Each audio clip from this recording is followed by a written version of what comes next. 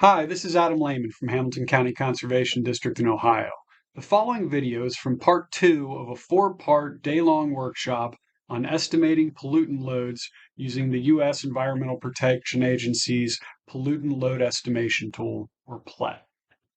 The workshop was designed to assist natural resource managers with estimating load reductions for conservation projects, as is often required by important funding sources. Video from other parts of the workshop can be accessed from the Hamilton County Conservation District's YouTube channel. A link to that playlist is provided in the description of this video.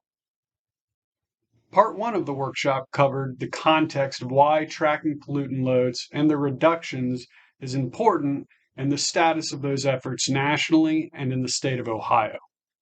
Part 2 of the workshop covered an introduction and a detailed walkthrough US EPA's new pollutant load estimation tool, or PLET.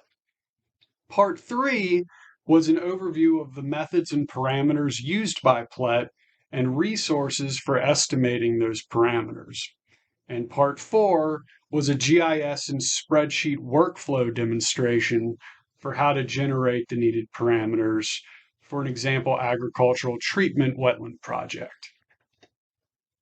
Also linked in the description is a resources web page that was associated with the workshop. This web page contains lots of linked and downloadable resources discussed throughout the workshop. Thanks for your interest in the videos. We're going to move on to a quick introduction to the PLET model, the pollution load estimation tool by Alex. And this is going to be about a 15-minute introduction here. And then we're going to take a 5 or 10-minute break. And we'll come back to get kind of a tour of the tool from Tetra Tech. So take it away. Thanks. So apologize if there's a delay here, a little bit internet connectivity issues this morning, but let me know if it gets to be too much. But just as for in terms of introduction, you heard from Sid Curtis earlier, who's the 319 program lead for the states and territories under the 319 grant program. Myself, I'm Alex Porteous, and I am the national coordinator for the GRITS system. You heard a little bit about GRITS from Chris earlier. Essentially the programmatic database of record for all data points related to the NPS program here in headquarters in the States. And there's a lot of downstream uses of those data too, as you saw, in terms of analyses and data pools and public facing data that we have available as well. Later this morning, just later this hour, you'll hear from Aileen Malloy, who's going to be giving the more detailed step-by-step instructional tour and training for the new PLET model. She's the lead contractor support and technical lead for PLET from Tetra Tech. So she's here now on the call, and she'll be available for the detailed training and any questions thereafter. So, both Sid and Aileen, feel free to chime in if there's anything I miss on these slides. However, we did the introduction this morning, and I just wanted to go through a few other key points related to the STEP-L Region 5 model, STEP-L model, and PLET.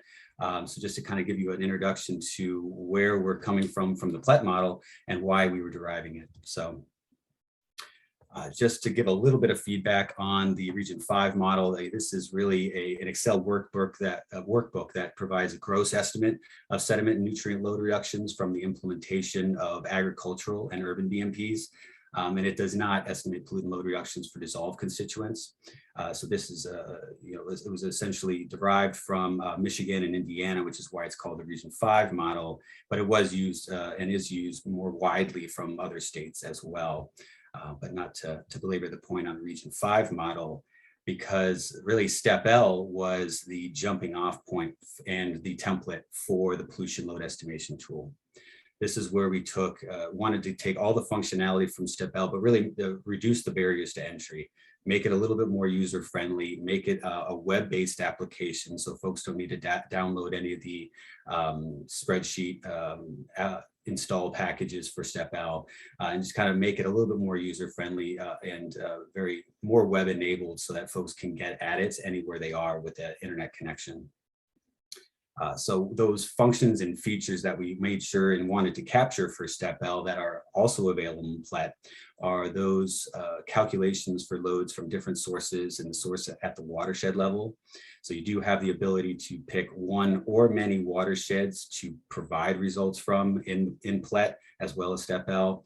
And these sources are related in the watershed, as well as the BMPs that are implemented within that watershed and the associated reductions therein. So users can specify and update that BMP list. Users can use the BMP calculator to estimate combined BMP efficiencies, and that's also available in PLET, as you'll see.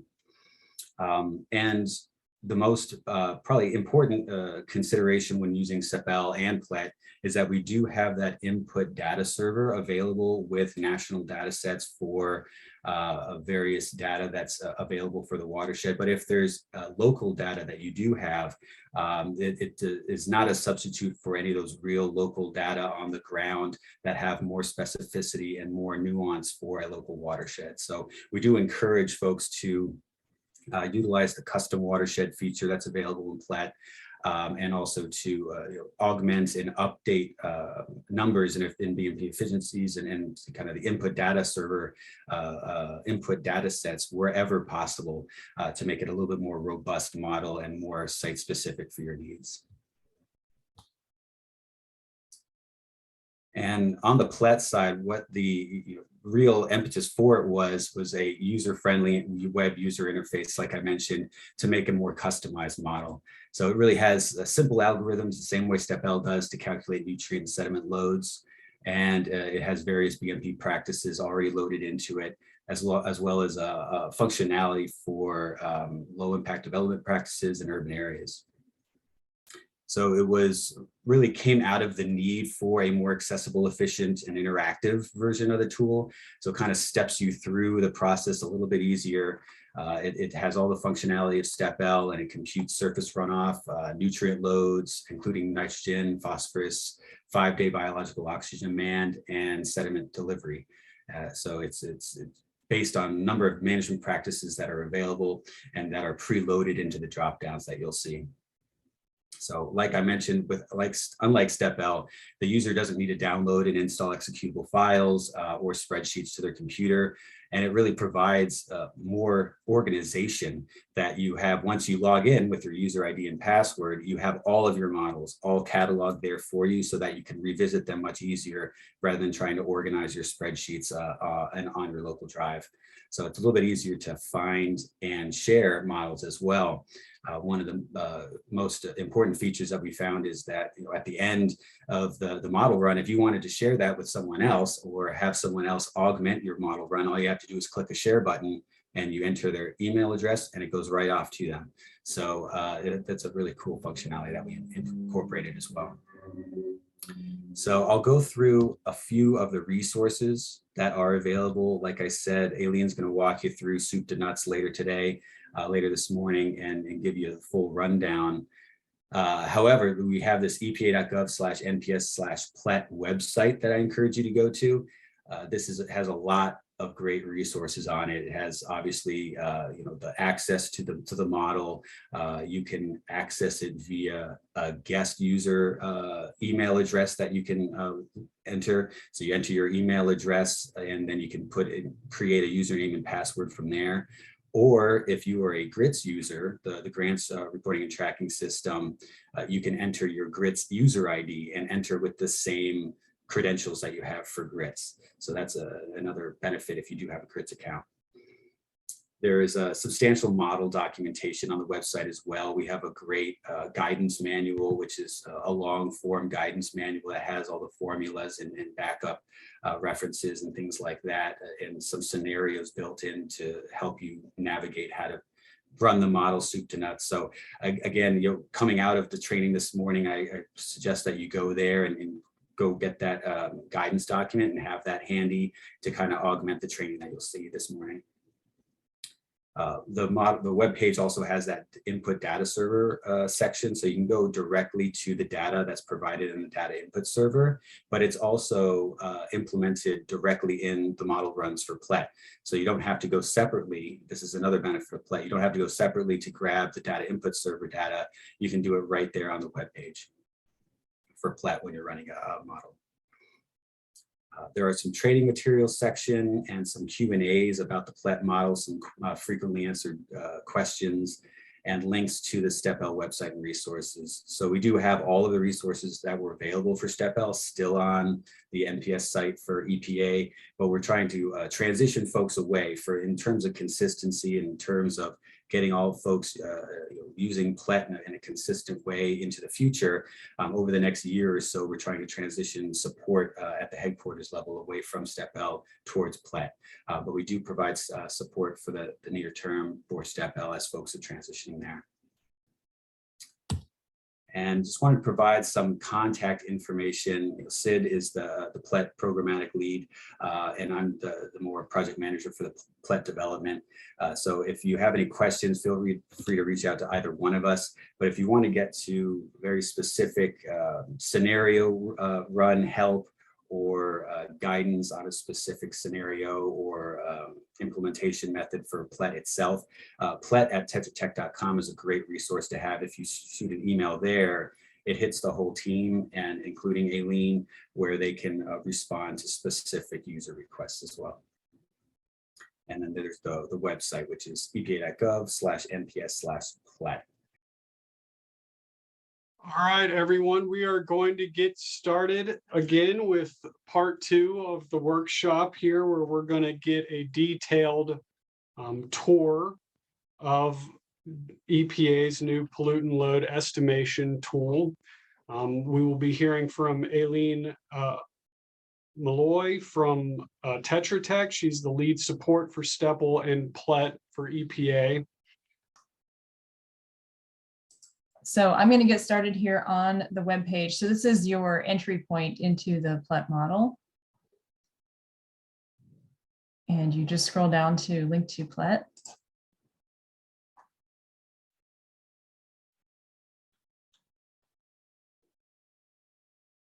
And it's going to take you to the login page, and I already have an account, so it's already filled in my ID for me. But if you were a new user, you would just enter your email to register here. So I'm going to go ahead and log in. And this is the first page you'll see. If you haven't created any models yet, this is going to be largely blank other than your kind of intro information up here at the top. So the first thing you're going to want to do to create a model is click create a new model over on the right. And then you're going to want to add a title for it. And so I think in this case, we're working on Howard Creek Dry Fork White River. So that's what we'll call it. And you're going to want to pick your state.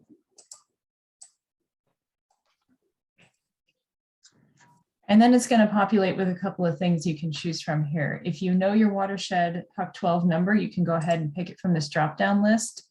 We also have a lookup map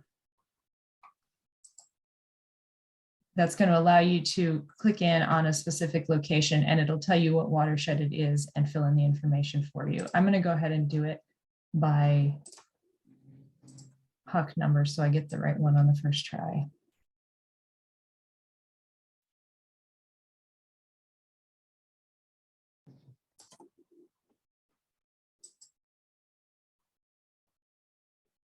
And you can see this is going to auto-populate with the county and the nearest weather station. Once you've picked your watershed, you can also go ahead and look it up, and it will show you which watershed you've selected.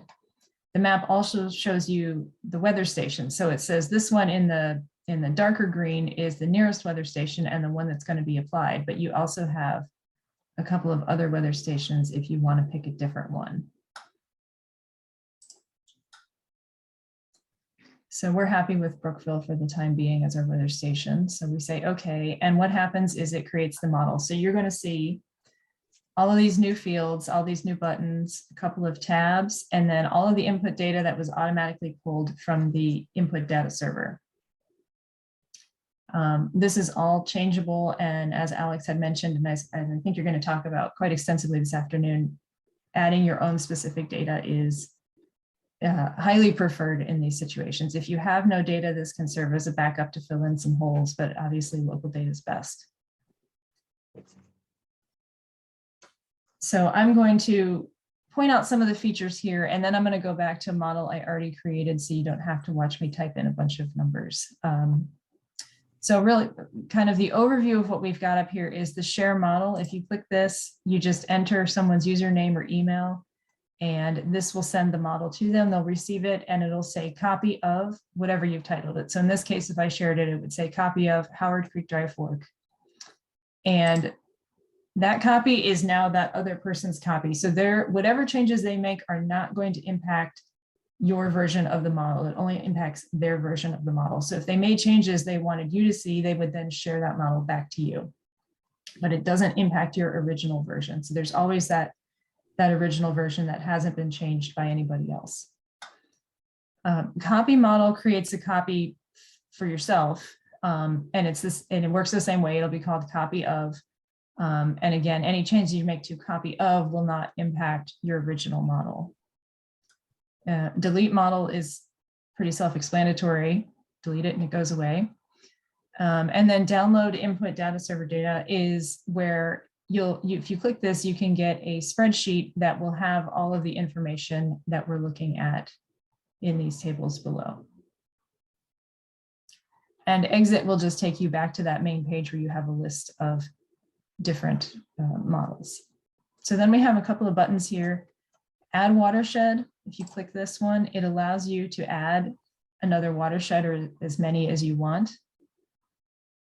If you want to add a couple more, you just click add row, and it auto-populates with whatever you had in that first row, but go ahead and just overwrite it. Just double click and overwrite in any field that you don't want to have as whatever it puts in here. Delete watersheds. A pop-up will come up, just hit the trash can and your watershed will go away. If you don't want to delete it, just close out.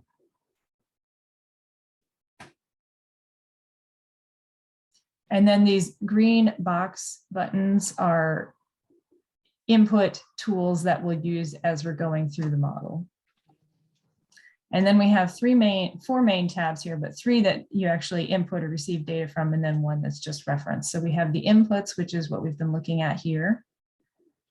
The BMPs, which is blank, and we'll populate that a little bit later. And then our total loads tab, which has all the results of our modeling up to this point. And this will update on the fly. So anytime you make a change to an input or BMP or anything else, it'll automatically be reflected in this total loads tab. And then we have our reference tables that just kind of give you some background information on what values are being used to calculate the loading in the model. You can change these if you have more specific information that you want to use. You can come in here and just double click in any of these fields and update the values. All right, so I am going to go out of this now. And I'm going to go into one that I already created for today.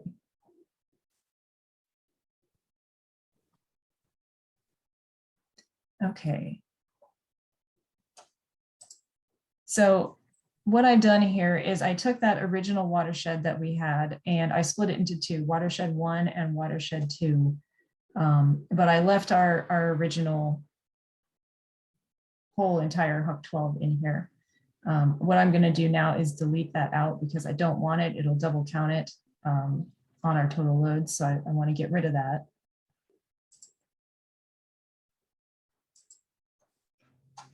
Anytime you're deleting, it always gives you this chance to change your mind. Okay, so now we just have our 2 sub watersheds.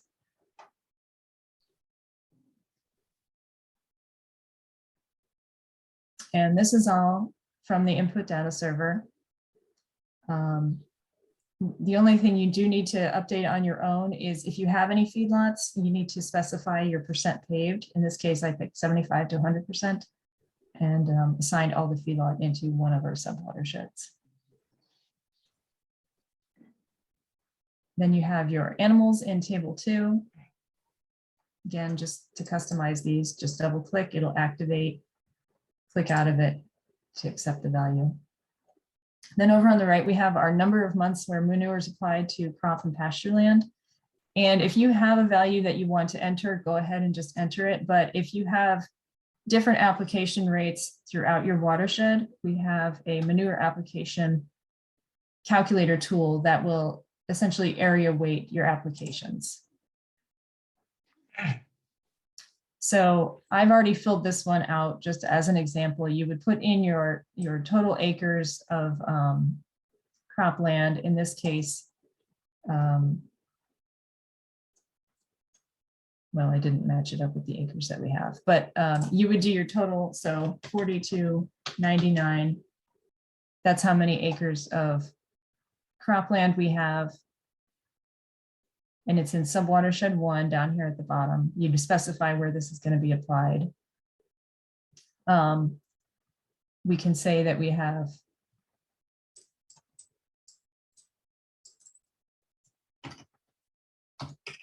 (3,000) acres where manure is applied 9 months out of the year, and then say we have another 1,000 where it's applied 12 months out of the year, and then we have another, well, we'll leave it at 416 for now and 0. And what this will say is if your values don't add up to your total land use acres, it'll just say, hey, don't forget to check, you didn't add it up correctly. So then you go back and say, all right, 299 acres, calculate. And then it'll say, okay, your acreage matches. And then you apply it to your selected watershed, you get a confirmation that it happened. Close this and close this.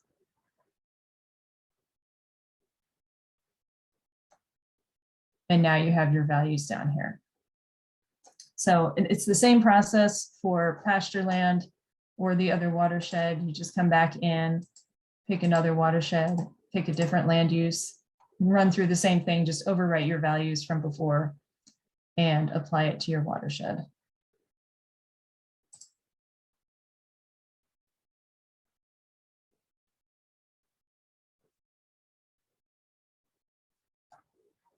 So then we have our septic values. These are from the input data server, so I just split those out. If you have more specificity on, these are fairly old values. It's not really tracked on a national level anymore. So the population and the failure rates are a bit old. If you have better numbers, go ahead and add them here. If you have any direct discharges, go add those here. And if you're going to create a scenario where you're resolving those direct discharge issues, you can put the value in here. If you're creating kind of an existing condition scenario, leave this blank for the time being. And then when you come back to do your implementation, go ahead and change this % reduction. Then we have our nutrients in the soil concentrations. If you have more specific data, again, add it here. Then we have the USLE populated based on the county. And then we have some optional things that you can change. If you want to change the value for your reference curve numbers, you can go ahead and do that here. One thing I forgot to mention is we do have a user-defined land use, so you can create whatever land use you have that maybe isn't covered specifically in urban crop, pasture, forest, and feedlots. And you just need to define some characteristics for it. So once you have the acreage for it, you're going to need to add a runoff curve number. These are default, entirely made up values for the user-defined land use. You really do need to specify that yourself to make it accurate. So you would update this with your relevant runoff curve number. And then the other key thing you need to do is the nutrient concentrations. So down here for user defined, you would have to populate this. If you forget to populate table 7 with concentrations, you aren't going to get any loads off of this land use. It'll remain 0 because you didn't apply a concentration. So if you do customize your land use, make sure you do add a concentration here. And then we just have a little bit more information on what some of our different crop and pasture land practices and concentrations mean. There. And then we have a new section on land use distribution. So you can customize this. This is just default values. If you want to change your proportion of land use, urban land use, you can change it here. And then we get to the irrigation acreage. So you add how many acres you have that are being irrigated, the depth of irrigation before your practice. And then again, if you're doing an existing condition scenario, you would then leave your irrigation after BMP blank for the time being, but add your frequency. And then when you create a new scenario that shows the reductions from irrigation changes, then you would fill out your after BMP field. And we also have the wildlife density and cropland. This has always been in the STEPO model. However, it was sort of hidden in a buried tab. It's now a little bit more prominent. So if you do have a lot of livestock or a lot of wildlife in your cropland, you can add those values here and it'll account for it. I'm going to take a little, oh, I forgot one more thing I'm going to talk about right now. Okay, so the gullies and stream banks is another input. So this opens up and you pick whether you're going to fill in a gully or a stream bank. Click on the button and it'll put some inputs in for you. So we'll just do an example here of a gully. And there's a couple of ways you can do these. So you can either represent your gullies and stream banks individually, or you can come up, depending on the size of your watershed. If you're working at the field scale, individually might be appropriate, but if you're working at a HUC 12, you might want to aggregate and kind of do an average conditions kind of scenario. So in this case, we'll just call this all gullies. And then we're going to say in our watershed, there's 6,000 total. You would want to do the total length of all of your gullies if you're going to represent it this way. And then we'll say the average width of the gully is 1.5 feet on the top and 0.5 foot on the bottom. We'll say they're a foot deep, and if these are annual, they take a year to form. And in an existing conditions, if you didn't want to resolve your gullies in any way, you would put your BMP efficiency of 0. So that's it recognizes that the gully is there and nothing's been done to it. Then your soil class will say that these are silt loams, and it'll automatically populate your soil dry weight, and then it'll provide your sediment for you. So then we click submit.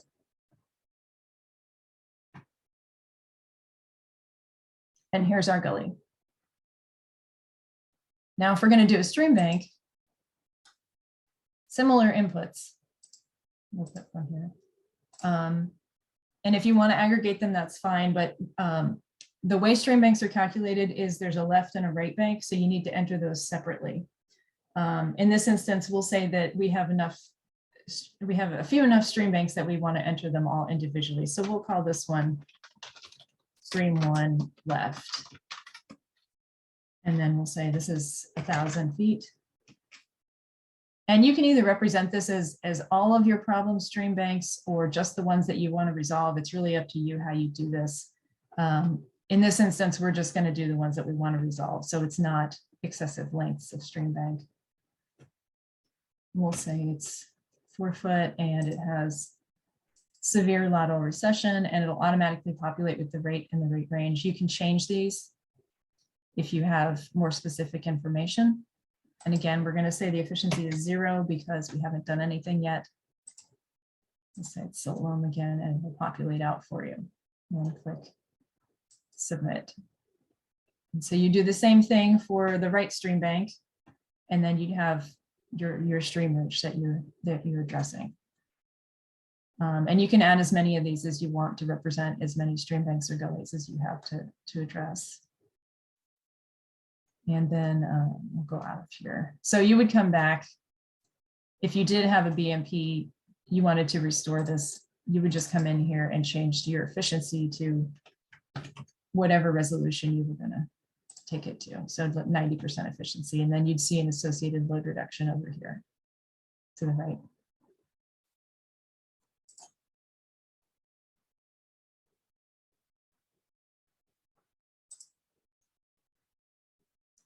Okay, so that's the input. So I'm going to pause here if anybody has any questions.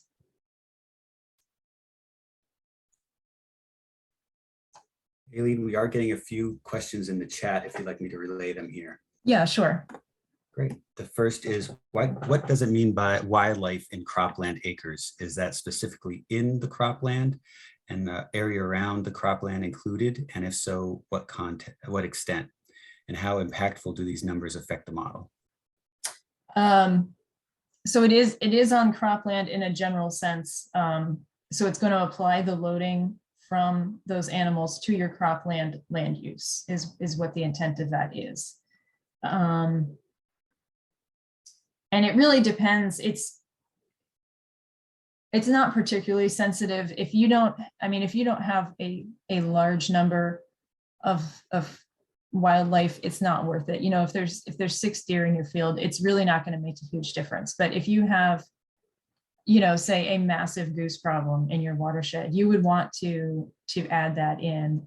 I would have to go back and look to tell you specifically what kind of loading rate differences it makes, but it's not so sensitive that if you have kind of a de minimis number of wildlife that you would necessarily need to account for them. And I can look that up and provide more information later. The second question is, can you use GIS data layers for these inputs? Presumably, maybe they're thinking about the mapping functionality and maybe using GIS inputs for delimiting area. I'm not sure, but Bill, if that's not correct, feel free to jump off mute. Right. But you know, yeah, and in general, we didn't really develop PLET with the intent of importing GIS data sets.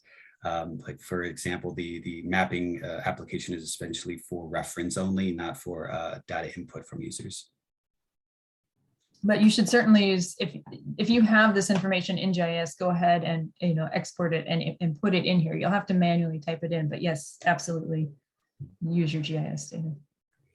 Aileen, I'll go ahead and throw out the plug here that part 4, which is the later afternoon of this workshop, we will be doing a GIS workflow for creating parameters for a PLET model. Great. So stay tuned for that. Excellent. Great. And the last question I see in the chat is, I was curious what BMP efficiency you see folks assigning to the stream bank BMP for stream restoration projects. Maybe that's specifically for Rick, I'm not sure. But I don't know. Yeah, I mean, from my perspective, I mean, that's really, I think, going to be a case-by-case basis. It really depends on your project.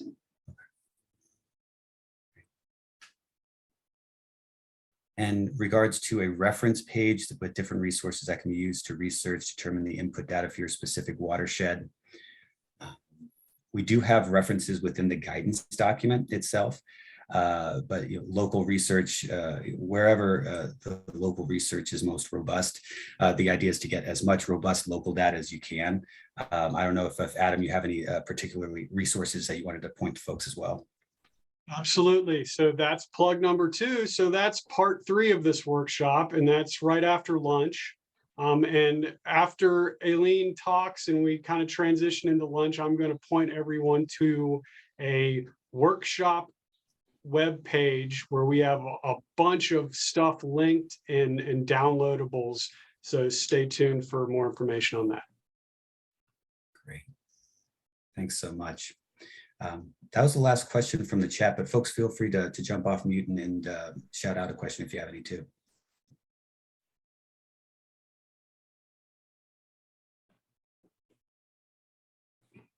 This is Chris Neach, real quick, regarding that wildlife issue, parameterization. What, and I think this was part of the question, what aspects of the wildlife effect is being modeled? I mean, like with, with goose, it's usually a pathogen issue, fecal matter runoff, but with beaver, it's a hydro modification. What is the processes that are being modeled for those? Is just nutrients. And so once it sort of turns it into an animal equivalent unit, kind of the same way you would do with livestock.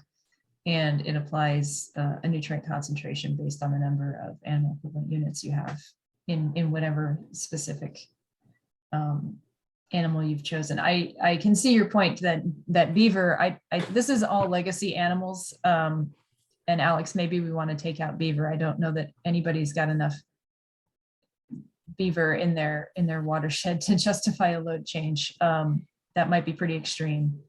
But it is just based on the number of animals in the equivalent unit in your acreage. And it is just nitrogen, phosphorus, BOD. Okay, so it assumes they're pooping and then it puts that into the load available for runoff. Yes, it adds it to the cropland loading. Yeah. Got it. Thanks.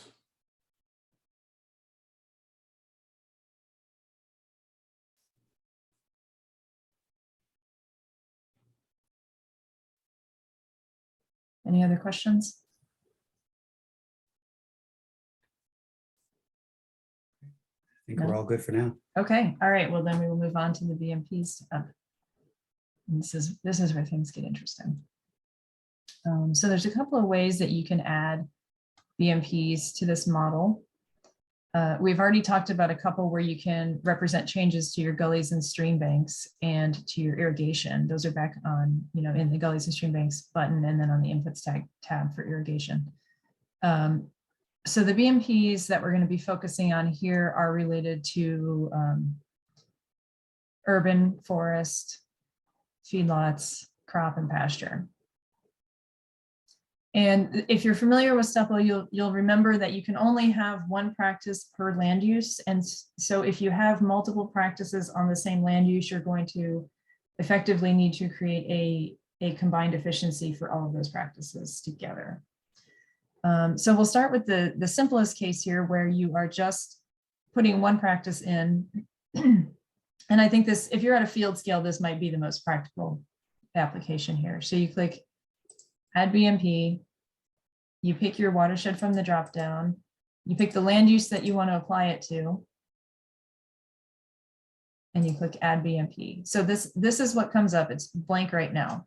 But if you double click in BMPs, you'll get a list. Now my list is a mess because I have a lot of customized BMPs, but when you first start out, you're going to have all the default practices listed out here for you. So for this, we'll just go with, we'll add a forest buffer. And it's going to populate with the default efficiencies here and 0% of the area applied. So if you stopped right here, you wouldn't get any reductions because you haven't applied this practice to any acreage. When you add a percent of the area, we'll say 25% here, what it's going to do is it's going to change the efficiency values to represent the efficiency on all of the cropland acres with forest buffers applied to 25% of it. So you'll see these numbers change. And then you're done. That's all you have to do to add one practice to your scenario.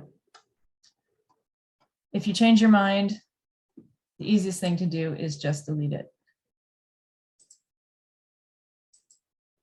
Because it does adjust the efficiencies on the fly with your percent of BMP area applied, I do not recommend that you try to adjust the efficiencies if you don't like what you've got here. It's easier just to delete it and start over because things start getting messed up with once you start changing the percent that it's applied to and the efficiencies at the same time. So just delete it and start over if you want to change something. Another option we have here is to create a user-defined BMP. And this can be used if you have a BMP that's not in the default pick list. You can create your own, or if you have a frequently used combination of practices that you want to create a practice from or create an efficiency for. So you would call this whatever you wanted to call it. We'll call it BMP. And we'll say that we have a couple practices put in together that we know we're going to use a lot, and their combined efficiencies are something along these lines. And so then you would save and close. And then to add it, you would click Add BMP.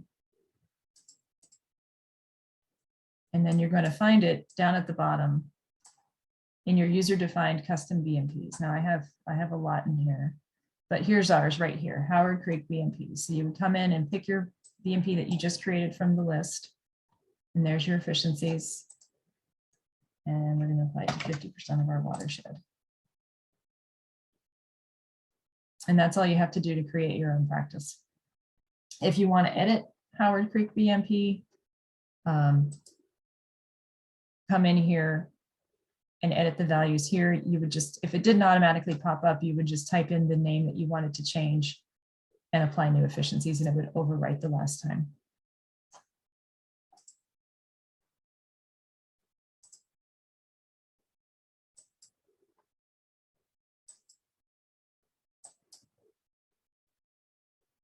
Okay, so those are the two easiest ways to get a BMP into the scenario.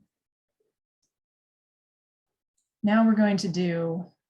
And Aileen, sorry, Yes. just before you move on, there's a couple BMP specific questions.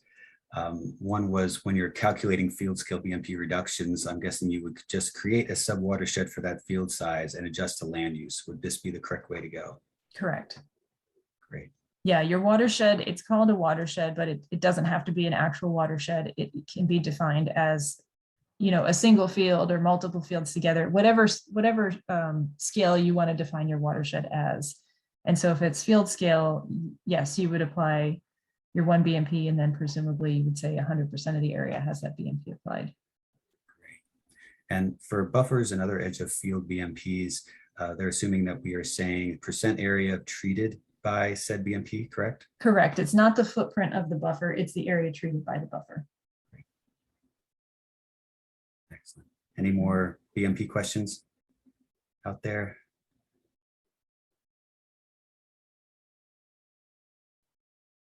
Okay, great. Thanks, Aileen. Okay, so then we're going to move on to the BMP calculator, which if any folks have used the BMP calculator from Stepple, I think you'll find this one to be a significant upgrade in user functionality.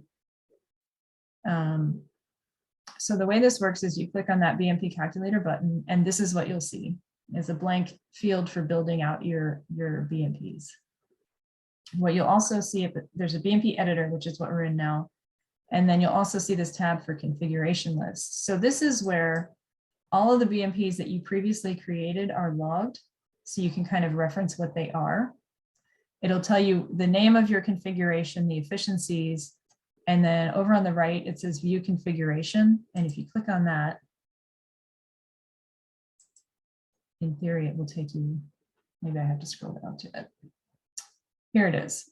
So that the one that I clicked on, this is what's displayed down here. So you can see exactly how many acres and which practices you put into your BMP that you built, just as a reference if you need to know what you built and you're just trying to remember.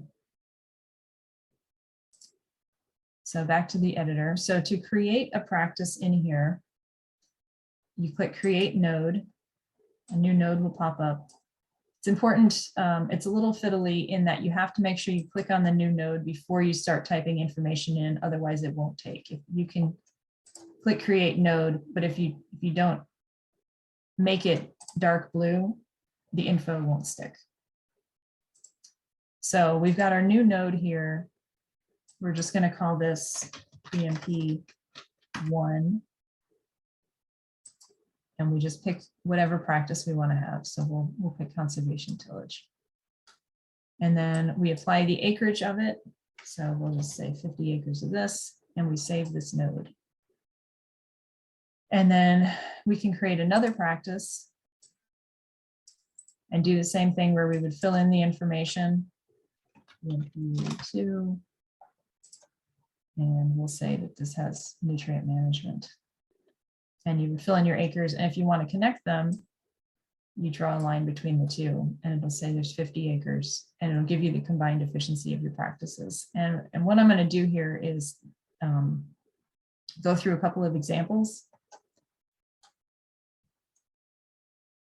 So I'm going to get rid of this.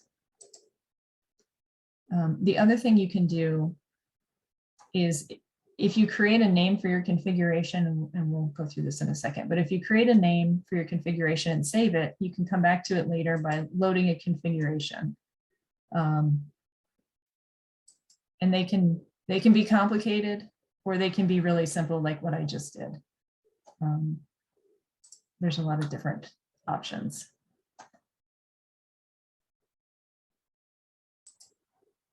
All right, so we'll get back in here. All right, so I'm going to go through some parallel and series BMP examples to make sure everybody understands the difference and then how to build those out. You'll have to bear with me because I'm going to try to show you a PowerPoint illustration at the same time as I show you this. Hopefully these things are not too small. Okay, so we're working in subwatershed 1 on our cropland, and we're going to do some parallel BMPs. So we have a crudely illustrated example here of all of our cropland. There's conventional tillage on most of it, but then we do have some buffers and some contour farming and cover crops throughout the watershed. So we're going to call this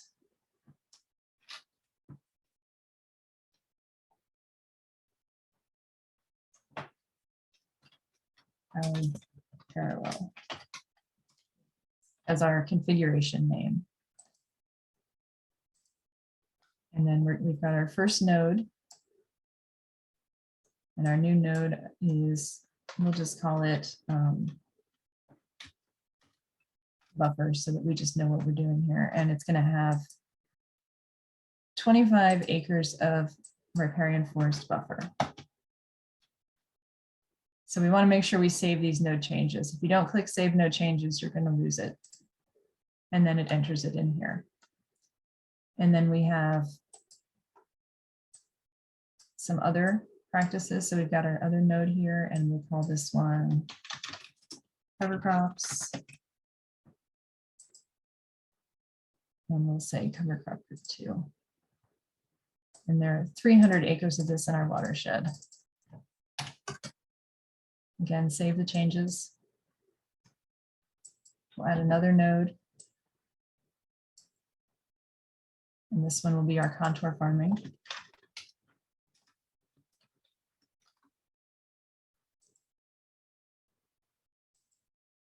And we have 250 acres of that. And we're going to save the changes. So there's a couple of ways we can go about representing this one here. So we have our acreages with BMPs, and then we have our acreages without all the remaining cropland. It doesn't have a BMP on it. So we can either represent this practice just for the acreages that have BMPs, or we can represent all of the cropland and get a combined value at once. My personal preference, just if I'm doing it on a watershed scale, is to represent the entire watershed at once, so we're effectively applying the BMP to 100% of the acreage. It's just that one of the practices is going to be no BMP. And that is going to be our remaining 3,724 acres.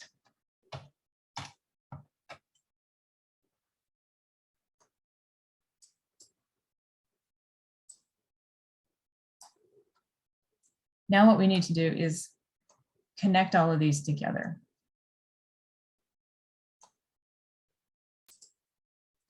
And you need an empty node for this, just to represent basically the watershed as a whole. And to connect things together, you take the black half circle and just link it to the white circle.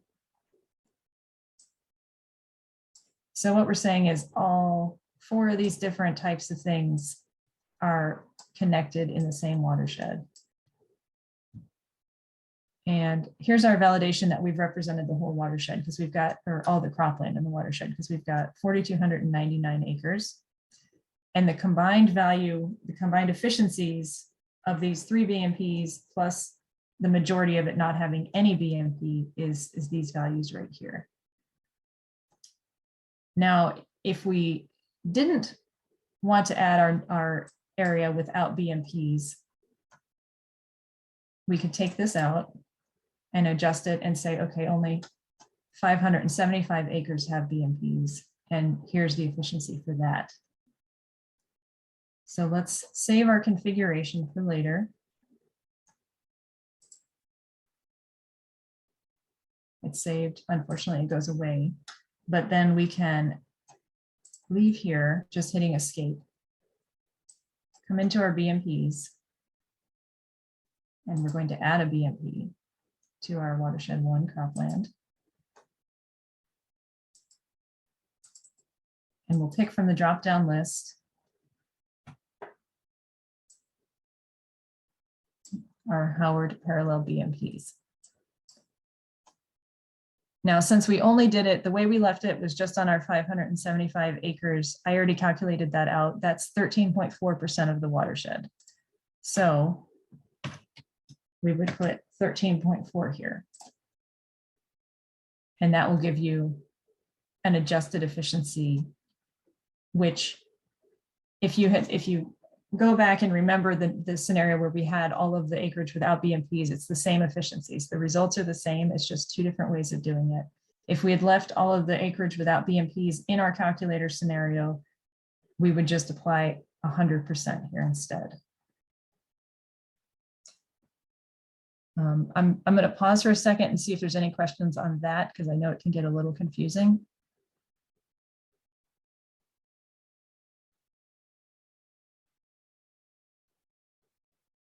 Okay. Sounds like we're good then. All right. So I'm going to go back to the calculator. And we can do a series BMPs here now. We'll do this one on pasture land.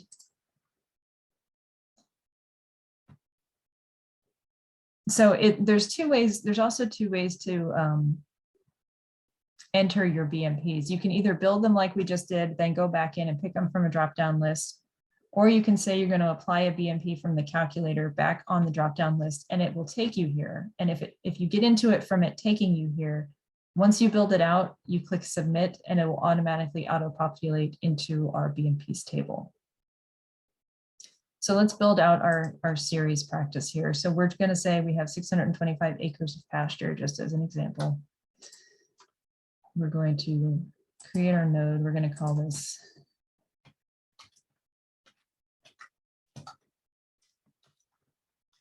series practices. And we'll put this as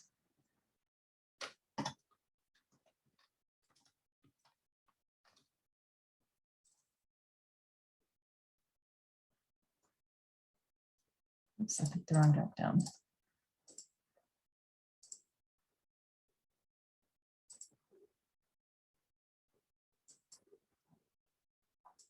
All right, so in this instance, we have 525 acres of livestock exclusion fencing in our first practice. And then for our next practice, we have a forested buffer that is treating all 525 acres of our livestock exclusion fencing plus another 100 acres. So we want to call this our buffer.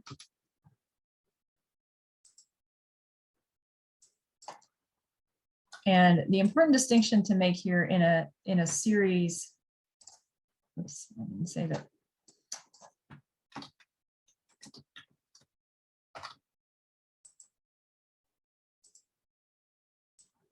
if you click out like I just did before you hit save, it will delete things. So just make sure you click save before you accidentally click out of your node. The important distinction here to make with a series BMP is when you're thinking about this, the forest buffer is treating 625 acres, but it's not treating 625 acres separate from the 525 already being treated by pasture fencing. It's this 525 from the fencing plus 100. So we would say 100 here, so we don't double count. And then when we connect these two together, we get 625. So the total acreage being treated by these two practices in series is 625. If we put accidentally 625 up here, we would see that it's overestimating it, is giving us an area that's much too large. So we want to make sure that the total area equals the total area you're expecting from your combined practices. So we'll change this back to 100. 625.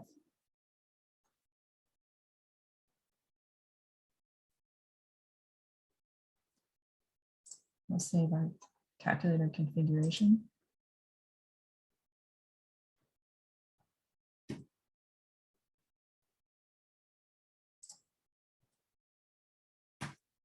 And then we can add our practice in.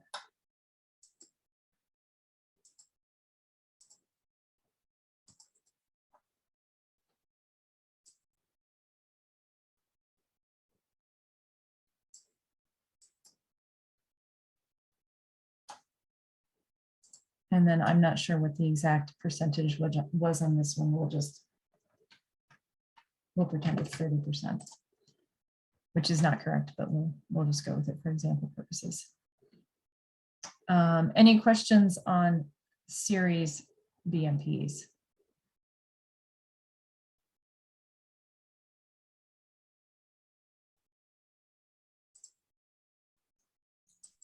Nothing coming up in the chat so far, but folks, feel free to shout out a question if you have it as well. Thanks. All right, great.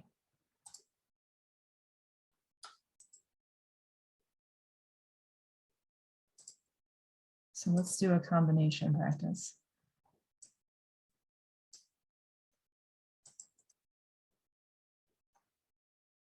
So this is the second way you can get into the calculator. As I had mentioned, there's the other option. When you come into the drop-down list, combine BMPs calculated is what you'll pick. And it'll take you to the calculator. So in this instance, we're going to create a series and parallel set of BMPs.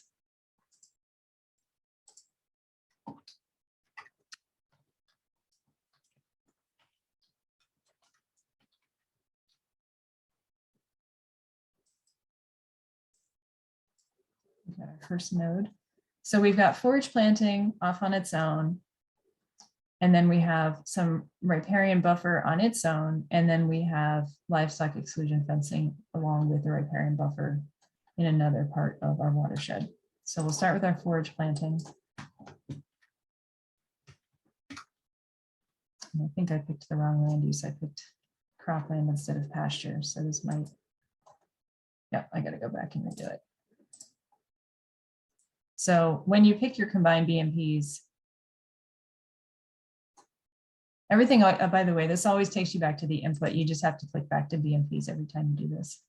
So we're going to delete this BMP that we don't want here.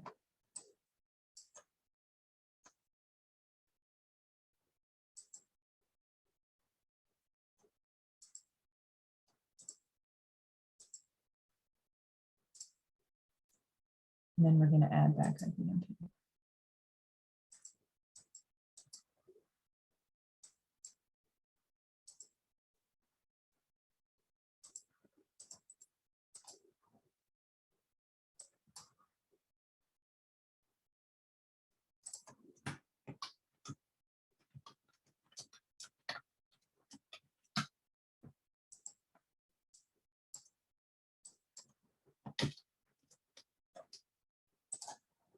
Now you'll see we have the right list of practices here.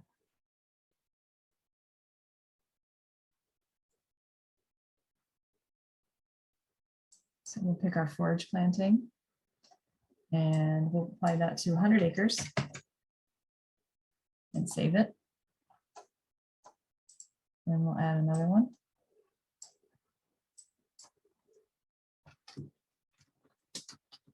The forest buffer.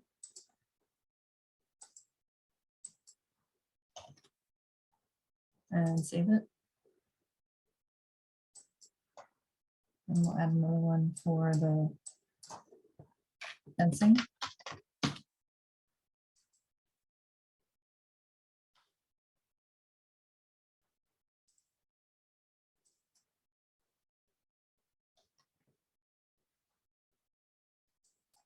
Save it. And then we have the other forest buffer.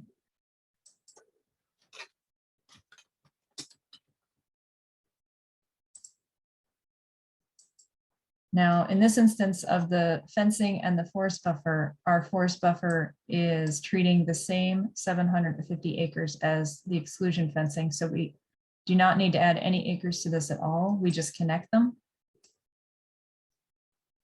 And then we create a new node to represent the entire watershed. Make sure I get this one blank. Yes, okay. And what we'll do is connect all of these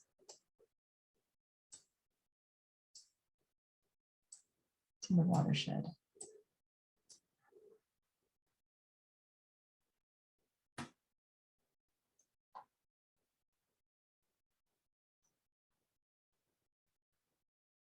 And we have 875 acres. Now we know that we have 975 acres in the pasture, which means that we have 100 acres in the watershed without a practice. So that's fine. We can either ignore that or we can add another node with no BMP.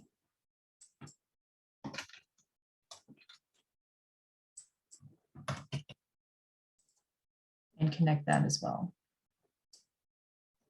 And there's our 975 acres.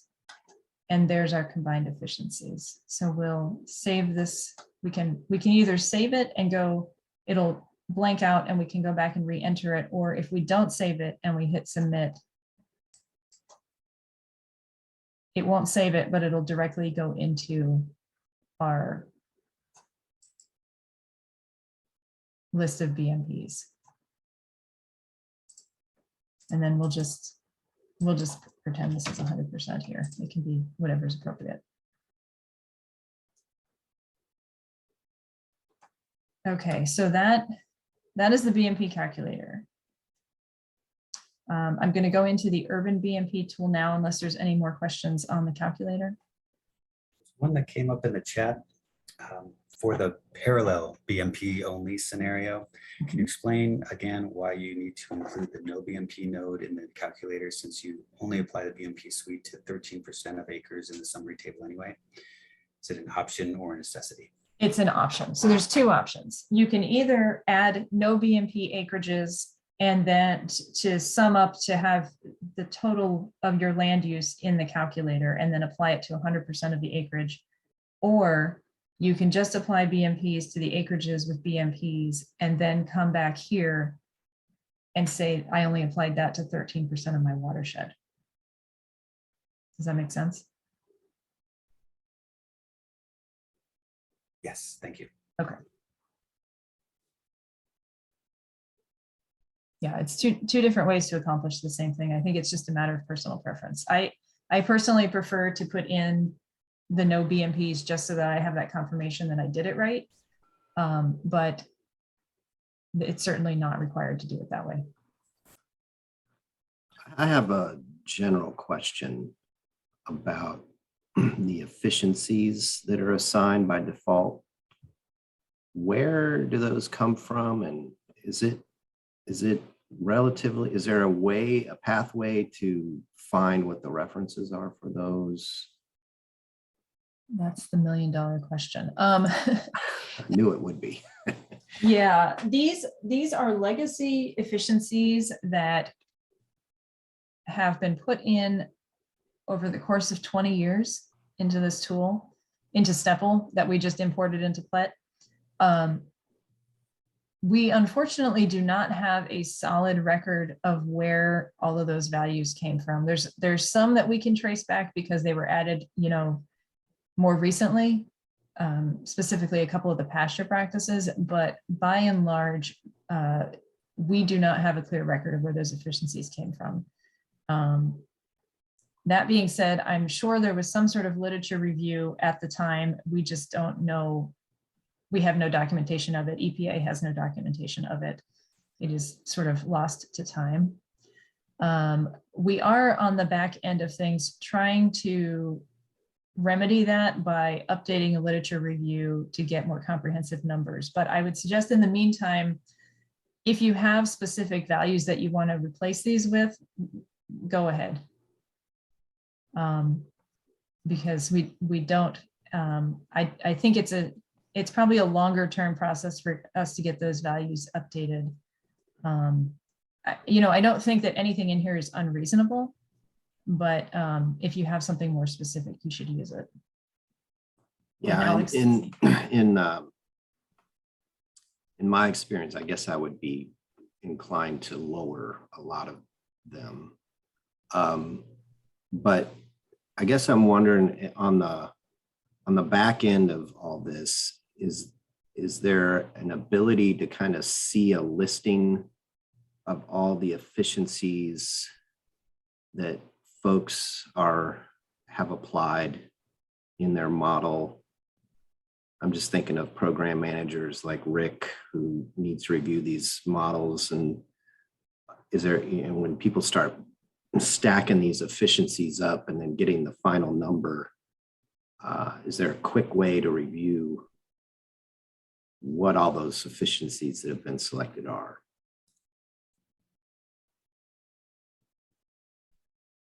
Alex, I don't know if you have any sort of back end. There's nothing here explicitly that has a list like that, but Alex, I don't know if there's something on the back end. Only what's available in the guidance documentation. So like looking through the appendices in the guidance document to see what are presented and what we're able to put in there. That would be my suggestion. So if somebody changed an efficiency, adjusted one outside of the default. Oh, I see. How would you know that happened? All of the inputs and outputs are downloadable through here. So I would suggest, you know, downloading all the inputs and outputs to show that documentation. Gotcha. Thanks. I've got a follow-up question on that might serve as a transition if you want to punt, because it connects to the urban BMPs. And so right now, to Alex's point, we can see what the efficiency values are for these BMPs on the screen right here. And so that's documentation that you can provide to a Rick or an Eric. But I haven't been able to see that same thing in the urban BMPs. And so is there a way to see that for urban BMPs in the same way? Yeah. I guess that kind of cues you up there. Yeah. Feel free to kick the can down the road. No, that's perfect segue. But there's one more question in the chat about livestock exclusion fencing measured in acres instead of feet.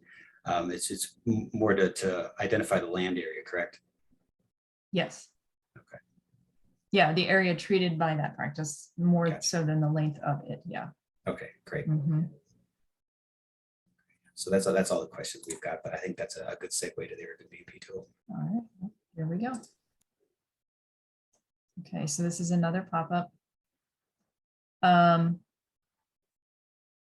the way this is basically the same as it was in the STEPL model. It really hasn't changed. It's the same functionality. So you would pick your subwatershed, and then you would pick your urban land use to apply your practices to.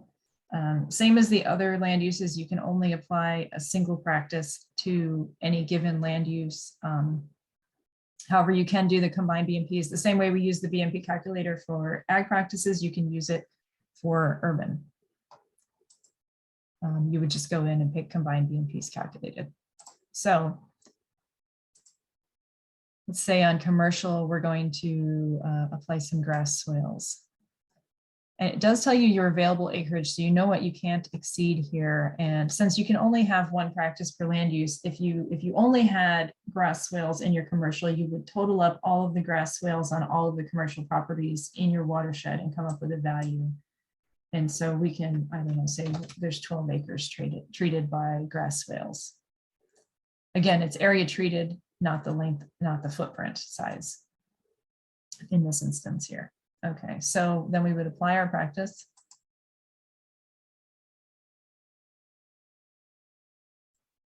And then we come down here and it shows you that you put grass swales on the commercial property in subwatershed 1.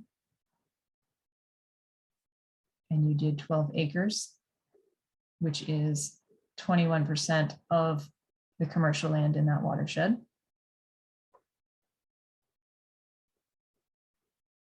And then, yes, you are correct. There is not an efficiency listing here for those BMPs. So that is the simplest case here for a practice. We also do have these LID practices that have this asterisk and some that don't. So let's say we're going to apply a bioretention to single family land use, and all of the bioretentions, the LID bioretentions, are treating a total of 25 acres in your watershed. You have the option to come over here and specify the capture depth. It's default to 1/2 inch, but if you wanted to make it 1 inch or whatever, you could do that. It'll adjust the captured volume, the BMP storage capacity, and then it gives you an estimated footprint area that you would need for your practice in order to achieve this treatment level. And then you would apply the BMP. And so with these LID practices, again, it's listed here, single family LID bioretention on 25 acres, effective area. And then it shows you the captured flow volume. So it gives you a volume here, which you only see on these LID practices. You don't see it on the regular practices. And then it gives you your BMP surface area. If we were doing rain barrels, it would tell you that you needed 157 rain barrels or whatever you need. It would do the same similar calculation. So if we had an industrial, we wanted to put a cistern on, and we'll say it's 1 acre with 1 inch capture depth, it would tell you that you were capturing 2.68%. And here's your estimated storage capacity. And so you would need 272 rain barrel units. Obviously, this depends on the size of your rain barrel. This is just an estimate here. But all of this, when you apply,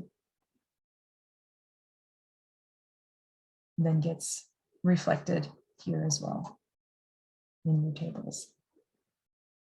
272. And as I mentioned, if you wanted to do your combined BMPs, you can either enter directly if you have values that you know by picking combined BMPs calculated. You could just enter it right here yourself manually, or just click use the BMP calculator. It'll take you back here. Just build it out again. And in this instance, Alex, this might be something to note. It doesn't have any urban BMPs in here. Just FYI. Thank you. So I can't demonstrate that right now. For sure.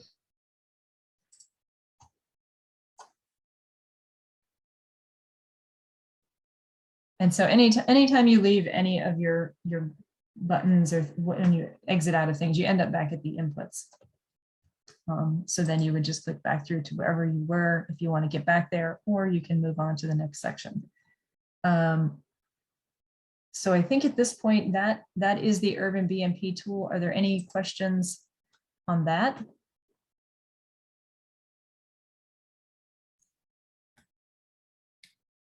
Nothing in the chat currently.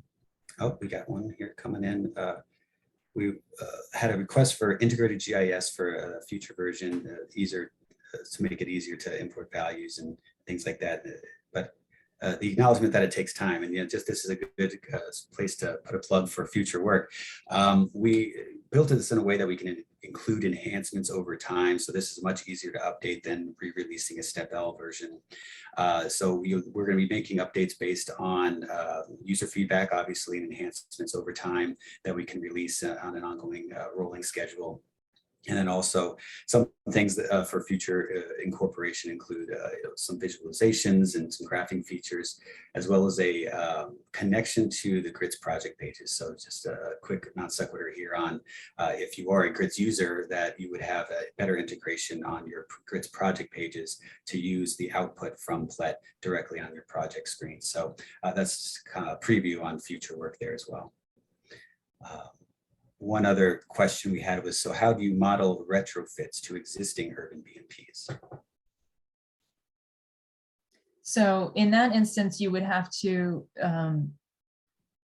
effectively create two scenarios. So you would have a scenario where you had your existing practice, and then you would build another scenario where you substituted in the new practice, and the difference in loading would be the change from your retrofit from the existing BMP to the new one.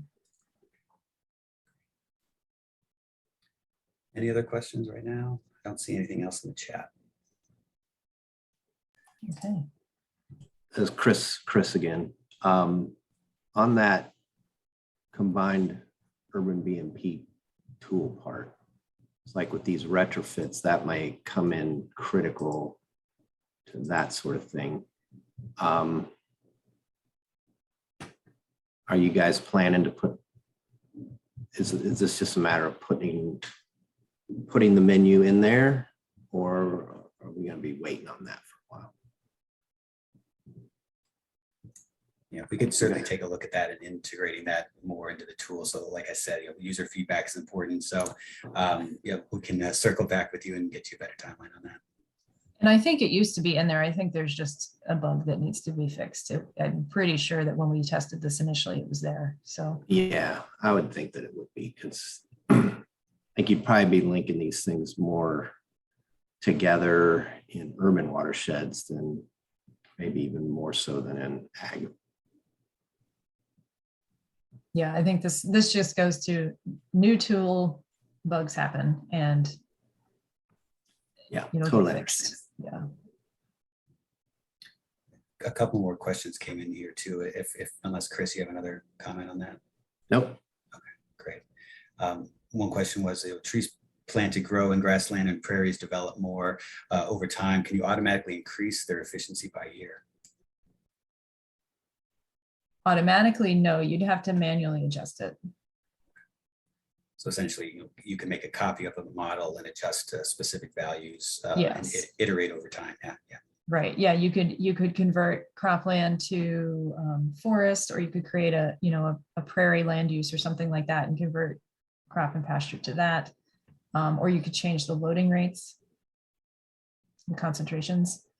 There's a couple of different options, but it would have to be manual. There's no automated changes. And the last question is wetland restoration included in the urban BMPs tool as a practice?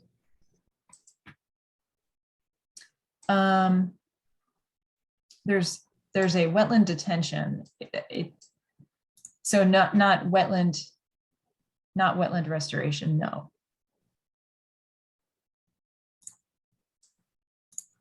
If you're taking it from a degraded wetland to a restored wetland, that is not represented. No. That would be one you could add manually with a custom BMP. I think you could build off that wetland detention. Yeah, you could start there, and you can modify it if you found the efficiencies needed to be adjusted somewhat. Yeah. But to correct me if I'm wrong, but we don't know the efficiencies for the urban BMPs, so we can't change those the way we could for other land uses.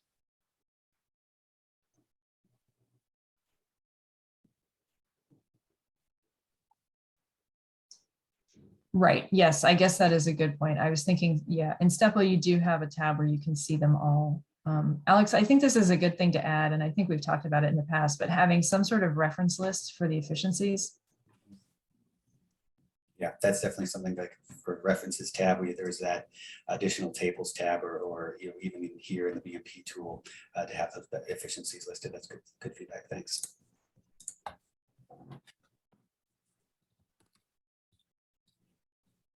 Any other questions? I don't see anything else in the chat.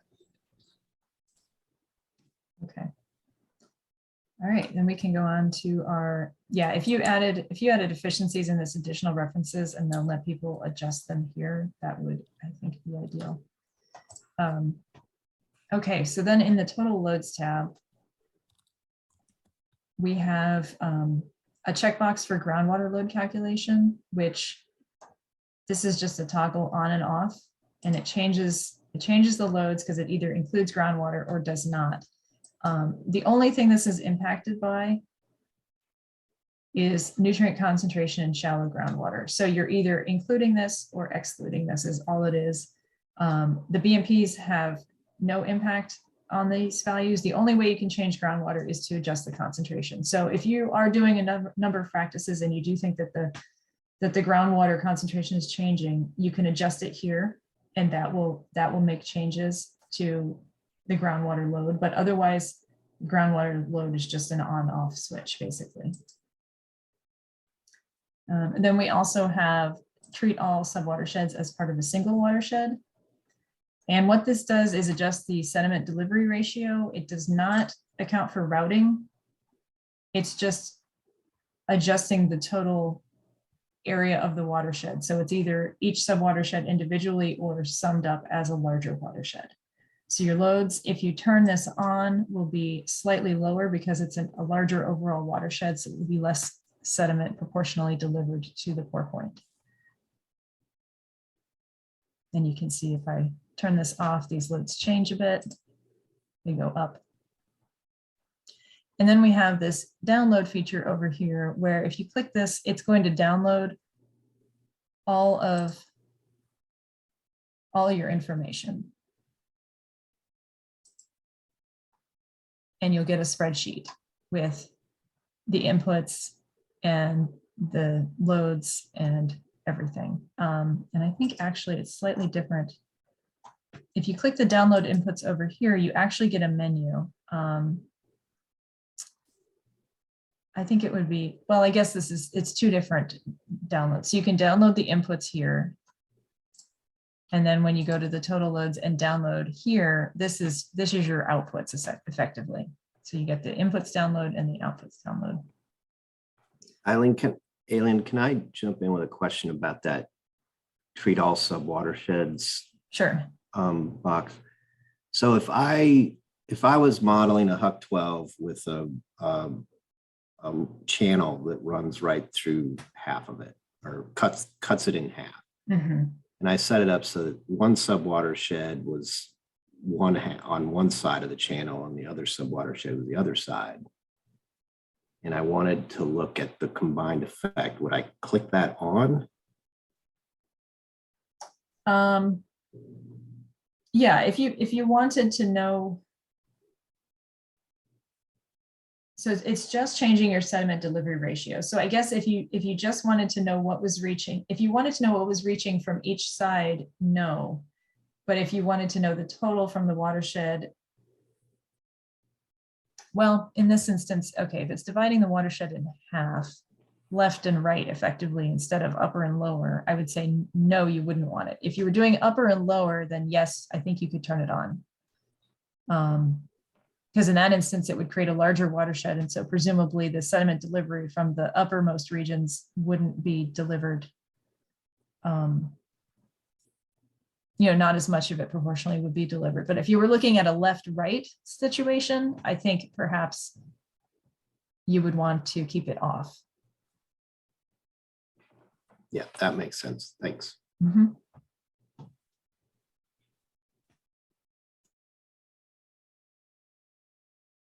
Right, so we can then just go through. So here's some tables that you get your outputs in. So this first table has your scenario with no BMPs, and then the reductions that you would get and the resulting loads with the BMPs, and a % reduction for all your different pollutants. And then table 2 is just a quick summary by land use of each pollutant once your BMPs are applied. And this is in aggregate for all of the watersheds together, regardless of whether this is on or off. That's not, this is just a straight summary of the watersheds. And then there's a more refined breakdown once you've applied your BMPs, the different loads from each of the different land uses. It doesn't all fit, so you've got to scroll. And then you've got the groundwater values. And then urban is specifically broken out in a pre and a post here as well.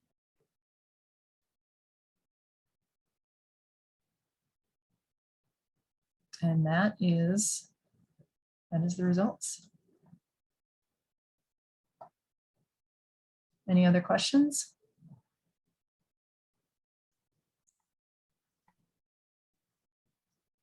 Nothing in the chat yet. I also wanted to ping Adam. This is kind of tee up your afternoon sessions. Is there anything else we should focus on or show in anticipation of your afternoon sessions?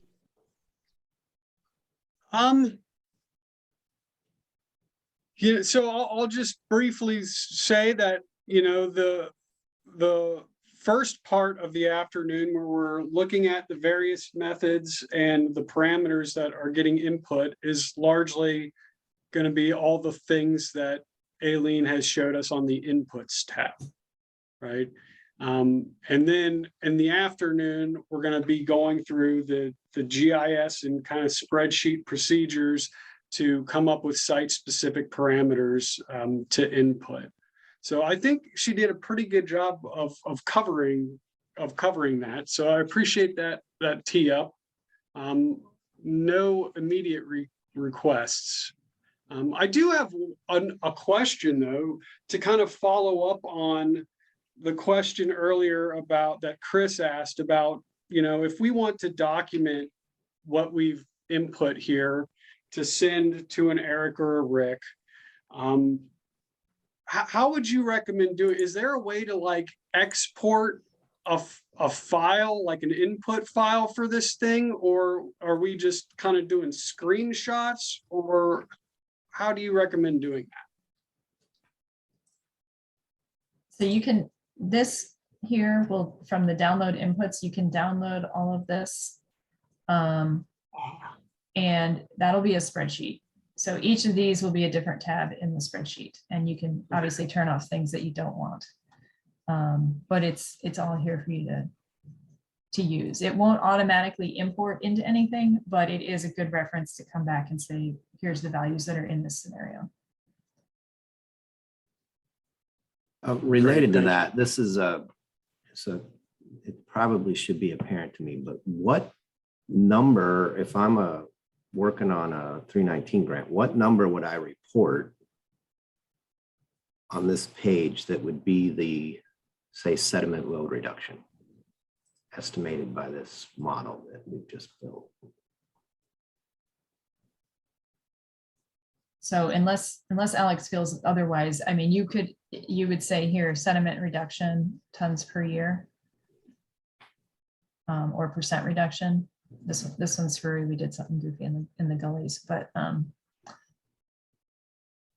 so and then okay, so then I'm seeing up there to the right that we've got 136.44%. That's because of the, yeah, when I did the gullies, I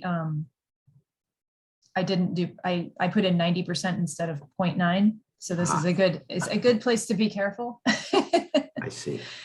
Yeah, so that's why that got messed up. But it would obviously be a much more reasonable number. So this is, I mean, that's actually a good way to kind of test yourself and say, okay, well, I'm getting, obviously negative numbers are not correct here. So something went wrong. So then you go back and you look at it and say, where did I go wrong? What can I fix? And then we would go back and make those adjustments. Say 90, and then this should be.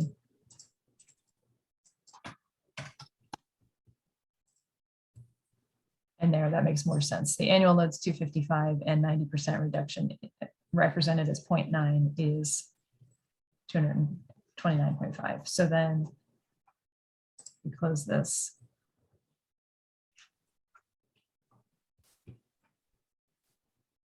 And we go back. Now we have a much more reasonable number.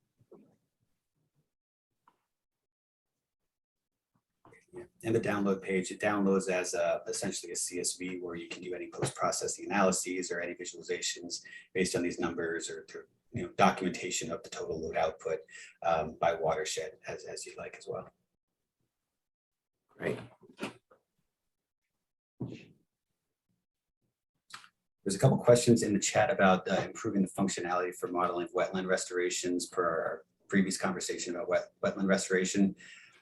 So I think largely the idea was that you could build off of custom BMPs and build off of the what wetland BMPs are available to create a more custom and nuanced wetland restoration tool.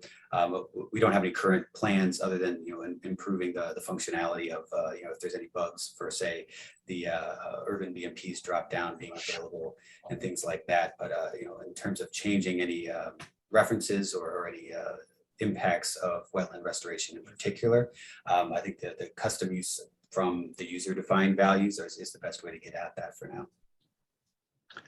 Hey, Alex, I'll add one more plug. So the late afternoon session where we're going to do a workflow example, that workflow is going to be for an agricultural treatment wetland, and we're going to be using a custom BMP to do that.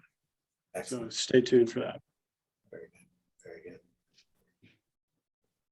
And another question about using STEP-L. This is an analog and in a great sense between what's available in STEP-L and what's available here. Like for example, the urban BMP tool, that should be an analog to what you're getting in STEP-L in terms of functionality. Sure, if there's things in STEP-L that make sense for your particular reporting that you're not getting from here, then you can certainly still use STEP-L. That's still available. And then any suggestions for enhancements to PLET in order to get any reporting requirements or things that you're not getting as an output from PLET, then we could certainly build that in over time as well.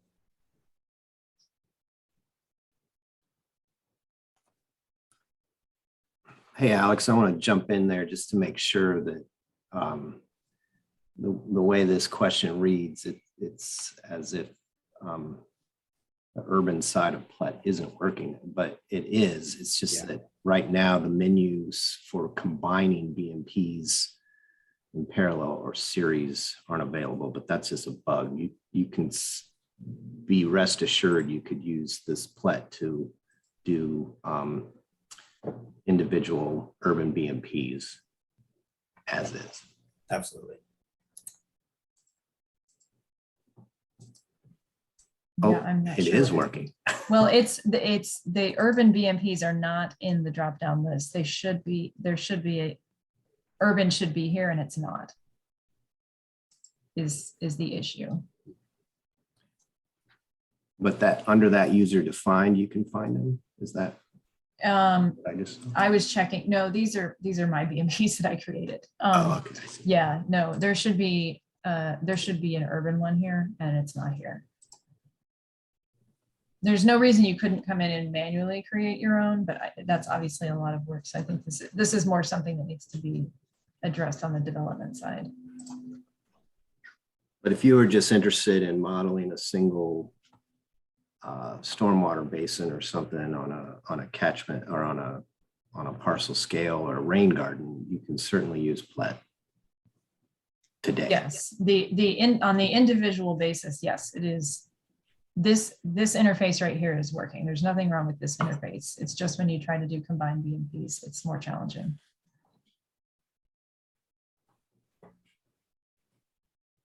So one other theme in the chat is the models are very sensitive to some changes. Does PLET have some known sensitive entries, or is this a summation only and is rather insensitive as applies to percent of area? For instance, can you compare a very wet year to a drought year for purposes of explaining interannual variance? So this is a 30-year record of rainfall. So it's not on an annualized basis. It's averaged. You could make some corrections here manually. So the percent of, runoff generating rainfall events, you can adjust those kinds of things on manually, but otherwise this is sort of a 30-year average situation. We can take a look at it just real quick to see if, how sensitive. We haven't done any official analysis of that kind of thing. So it would just, I can do it on the fly here and show you, but other than that, I can't give you specific numbers on how much rainfall impacts the loads in any given watershed. But I think the way to think about the results is that if you had put this VMP into the system, what would be its average effect over 30 years of rainfall record? Yes. On an annual basis? Yes.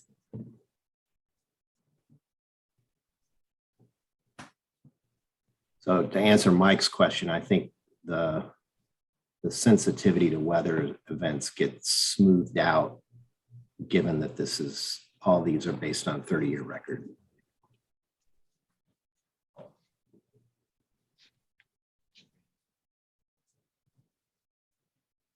Excellent. And one more theme about the rollout plan for PLET in general. This is available, obviously it's public, and it has been rolled out to stakeholders via announcements, and it's ready for use today. You could get in there and use it today, and the website makes clear that it's essentially a transitional type of time period between Step L to PLET, and that we encourage from EPA standpoint, from headquarters, just wanting to support PLET in terms of getting everyone on the same page. We think it's more accessible, and folks are going to be able to utilize it for a wide range of activities, including non-319 activities as well. So we encourage people to get in there and use it.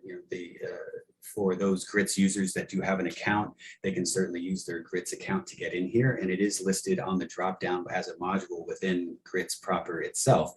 So it does kind of play with 319 activities in the GRITS ecosystem as well. So I would suggest taking a look at the website and showing it and sharing it wherever you see a good use case for it. And we're ready to accept the values of it as of now as well. The watersheds require a county designation. I assume that the watershed crosses county boundaries.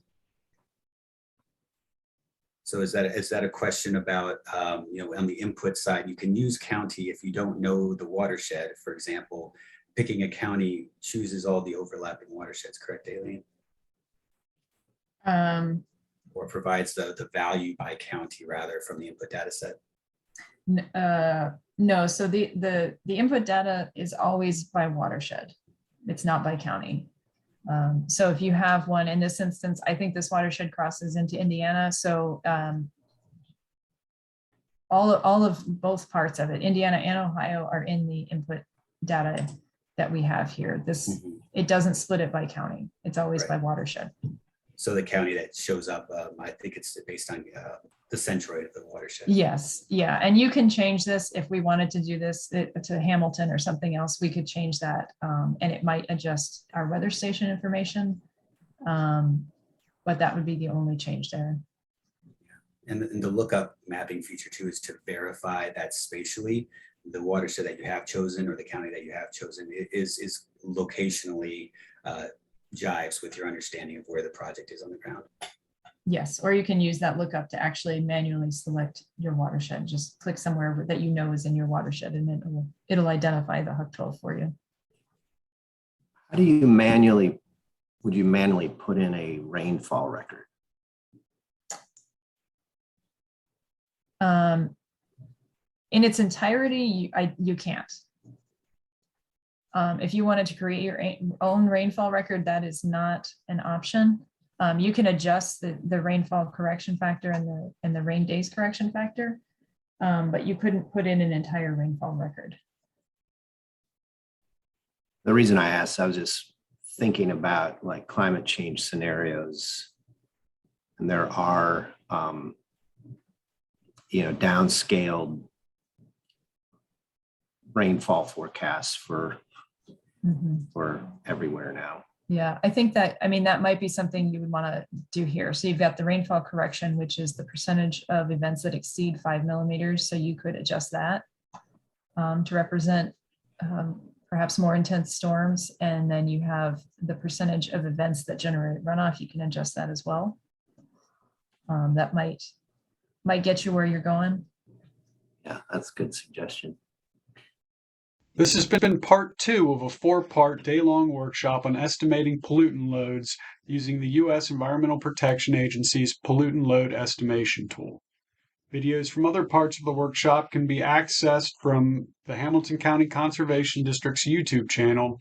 A link to the playlist is provided in the description of this video. Thanks for watching.